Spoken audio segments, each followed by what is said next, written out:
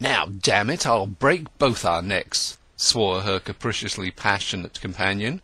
"So you can go from your word like that, you young witch, can you?" "Very well," said Tess. "I'll not move since you be so determined. But I thought you would be kind to me and protect me as my kinsman." "Kinsman be hanged! Now!" "But I don't want anybody to kiss me, sir," she implored, a big tear beginning to roll down her face, and the corners of her mouth trembling at her attempts not to cry. "And I wouldn't have come if I had known." He was inexorable, and she sat still, and d'Urberville gave her the kiss of mastery. No sooner had he done so than she flushed with shame, took out her handkerchief, and wiped the spot on her cheek that had been touched by his lips. His ardour was nettled at the sight, for the act on her part had been unconsciously done. "You're mighty sensitive for a cottage girl," said the young man.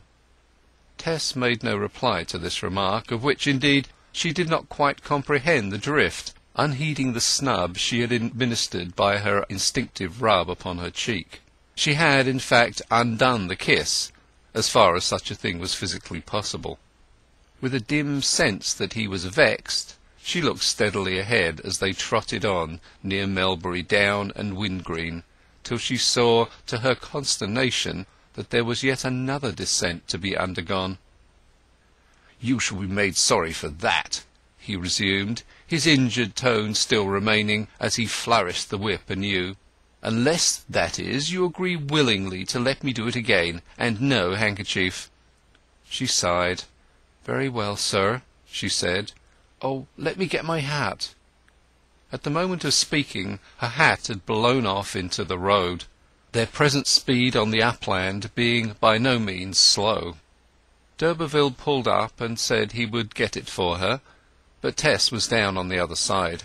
She turned back and picked up the article. "You look prettier with it off, upon my soul, if that's possible," he said, contemplating her over the back of the vehicle. "Now then, up again. What's the matter?" The hat was in place and tied, but Tess had not stepped forward. "No, sir," she said, revealing the red and ivory of her mouth as her eye lit in defiant triumph. "Not again, if I know it."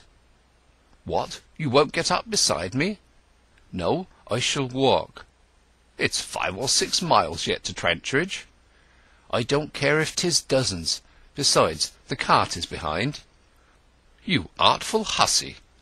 Now tell me, didn't you make that hat blow off on purpose? I'll swear you did." Her strategic silence confirmed his suspicion.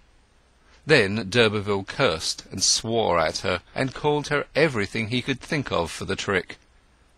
Turning the horse suddenly, he tried to drive back upon her, and so to hem her in between the gig and the hedge, but he could not do this short of injuring her. "You ought to be ashamed of yourself for using such wicked words," cried Tess with spirit from the top of the hedge into which she had scrambled. "I don't like ye at all. I hate and detest you. I'll go back to mother, I will."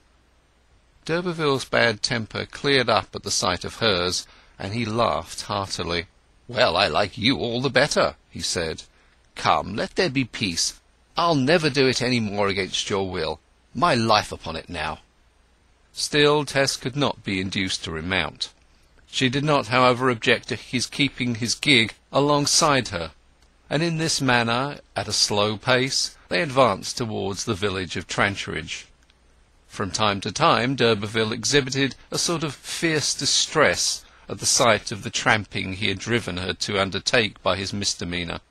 She might, in truth, have safely trusted him now, but he had forfeited her confidence for the time, and she kept on the ground, progressing thoughtfully, as if wondering whether it would be wiser to return home.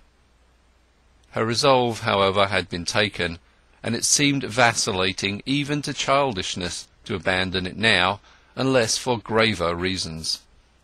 How could she face her parents, get back her box, and disconcert the whole scheme for the rehabilitation of her family on such sentimental grounds? A few minutes later the chimneys of the slopes appeared in view, and in a snug nook to the right the poultry farm and cottage of Tess's destination. Chapter 8